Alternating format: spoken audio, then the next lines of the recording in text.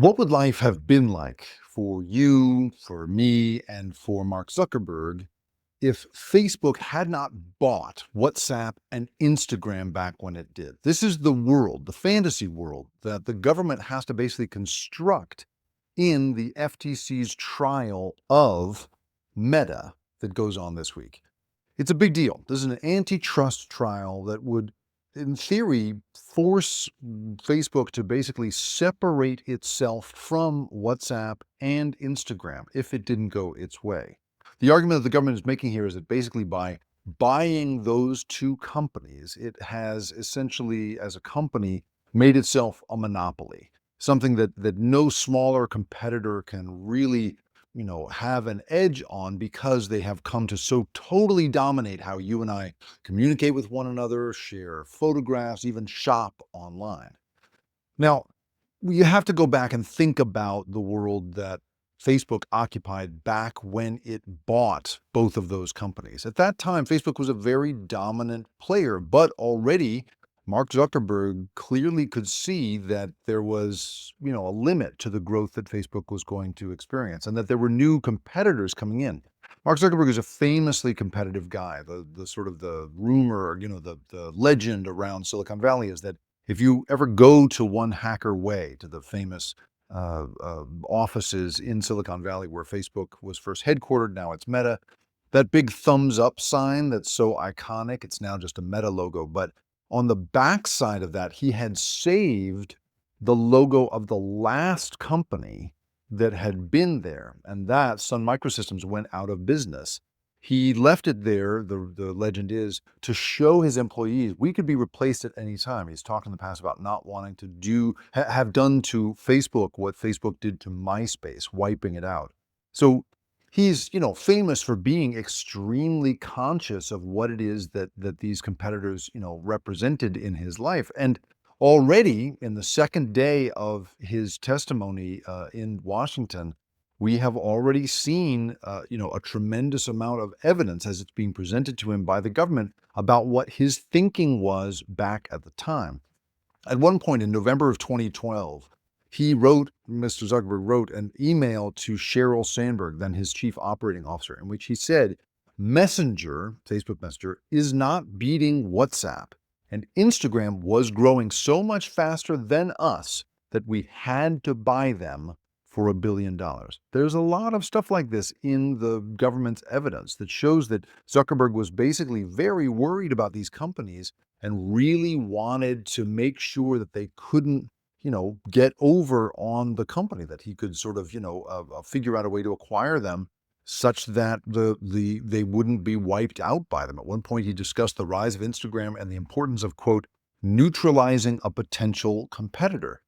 Both of these companies, got bought for incredible amounts of money, arguably more than they needed. Instagram was only 13 people when they were bought for about $1 billion. WhatsApp was bought for an extraordinary amount of money as well. In both of those cases, though, the government is arguing they didn't need to be bought for that amount of money, that this was essentially a buy or bury kind of tactic. You either acquire your competitors or you bury them however you can, both of which the government says are monopolistic practices, that you can't do that in a fair playing field. Now, of course, Zuckerberg and his team are arguing the opposite. They're basically saying, we're in a desperate competition every day with a bunch of other people right now. They point, for instance, to the predominance of video at the moment and the fact that TikTok is now such a big competitor for them in the video space.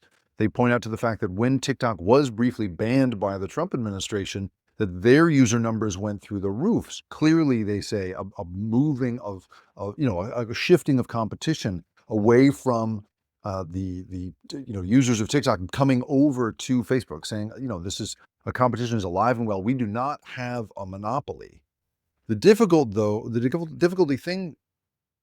thing is, over and over again, they are going to be using Zuckerberg's words against him. Here's another email that he wrote at one point. I'm beginning to wonder whether spinning Instagram out is the only structure that will accomplish a number of important goals, he wrote. As calls to break up the big tech companies grow, there is a non-trivial chance that we will be forced to spin out Instagram and perhaps WhatsApp in the next 5 to 10 years anyway. This is one more factor we should consider. So, back when he bought Instagram in 2012, and back when he bought WhatsApp in 2014 for $19 billion, this was an era when there was a huge amount of friendliness toward big tech companies. We were just coming out of the Arab Spring, which Facebook got an enormous amount of credit for having sort of, facilitated. And really, in a lot of ways, the thought was that, social media was a way to connect the world and push democracy forward. And the deal that we have heard tech leaders talk about having been broken later during the Biden administration was that they would get a great deal of credit and leeway from the government. But instead, we saw during the first Trump administration and then during the Biden administration an increasing amount of scrutiny against these companies, and that's what's going on right now. You'll recall that this antitrust suit was first filed during the Trump administration, and at that time, the court dismissed that case, essentially saying that it was assuming too much, that you and I would have assumed, in the way that you and I would have assumed, well, of course they're a monopoly. There was a kind of assumption built into the way that the antitrust case was written, that they say was not really, had a lot of legal holes. Then along comes the Biden administration, and his new FTC commissioner was Lina Khan, who was very famous for having written a bunch of law school essays arguing that new antitrust rules should be brought to bear, new antitrust cases should be brought to bear against big tech companies, including Amazon. And so she revived it, added some new evidence, and got it going again. And that's the trial that we're suddenly in right now. Now, one piece of sort of palace intrigue that's worth knowing about, thinking about, is that Zuckerberg actually has been, according to the New York Times, as recently as 2 weeks ago, meeting with Trump in the White House and formerly at Mar-a-Lago in various dinners, trying to lobby for Trump to basically, do away with this suit. And I think the assumption on the part of a lot of tech leaders was that the Trump administration, coming in as they are with their, anti-regulatory, politics and their sort of, hands-off of business sort of attitude, that they assumed that they would somehow, go easy on these companies. But now we suddenly have, the Trump administration plowing ahead. The new FTC commissioner is a guy named, the new FTC chairman is a guy named Andrew Ferguson. He's a high-powered lawyer. He's worked for a lot of high-powered Senate Republicans. And you would think maybe that he talks about being sort of open for business and that he's a pro-business guy. He thought of the last regime as being kind of anti-business. But, even though they have been, for instance, very friendly about acquisitions, they're not, suing to stop acquisitions the way the FTC was under Lina Khan, they're still plowing ahead with this trial, and there's other ones coming up. Apple is going to go on trial for the charge that they're also monopoly. They've created a kind of closed garden that has created a kind of monopoly on the services that we use through Apple. Google faces two separate antitrust cases, one about monopolizing search, the other one about monopolizing the online ad business. Both of those seem to be planning to go forward. And Amazon also is facing a trial all about dominating smaller merchants and doing away with their ability to compete fairly in an open market. So even though you would think that it is a very pro-business regime, the Trump administration is a very pro-business administration, they are also, it turns out, pretty hostile when it comes to big tech. And both Andrew Ferguson and the DOJ official who's in charge of antitrust, they're both thinking very strongly, they say, about looking at big tech, wanting to basically take a close look.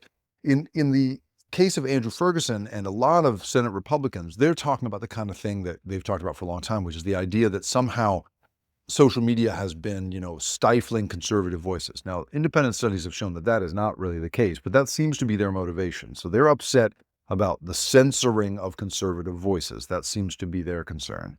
But what it is all leading to is a world in which, even though we've seen Mark Zuckerberg, personally trying to convince Trump to dismiss this lawsuit, and Meta giving $1 million to the Trump inaugural fund, Mark Zuckerberg showing up on the dais at the inauguration, right?